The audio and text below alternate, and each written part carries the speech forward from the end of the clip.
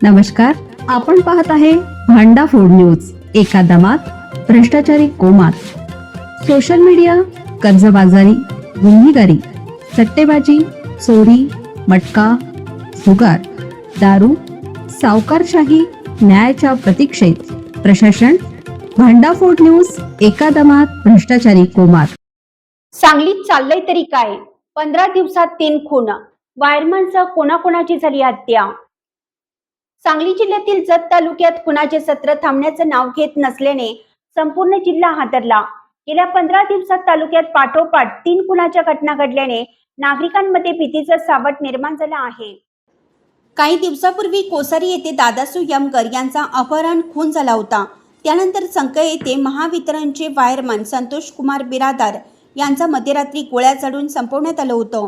आता भिवर्गी येथे एका तरुणाचा गळा दाबून खून करण्यात आला आहे. दारूच्या नशेत झालेल्या किरकोळ वादातून चुलत भावानेच भावाचा जीव घेतल्याची धक्कादायक घटना घडली असून या घटनेचा लाईव्ह व्हिडिओ सोशल मीडियावरती व्हायरल झाल्याने खळबळ उडाली. उमदी पोलिसांनी या प्रकरणी आरोपी सिलसिद्ध बिरादार याला तात्काळ अटक केली. भिवर्गी करंजकी रोडवरील गौंडर वस्ती येथे सोमवारी दुपारी 2च्या सुमारास ही घटना घडली. महादेव सिद्धू बिरादार वय वर्ष 26, व्यवसाय शेती आणि त्याचा चुलत भाऊ सिलसिद्ध मल्लाप्पा बिरादार वय वर्ष 27 हे दोघे एकत्र असताना त्यांच्या दारूच्या नशेतून चेष्टा मस्करी सुरू झाली. मात्र ही मस्करी काही वेळातच गंभीर वादात बदलली. सुरुवातीला शाब्दिक असलेला हा वाद इतका विकोपाला गेला की त्याचे रूपांतर हाणामारीत झालं.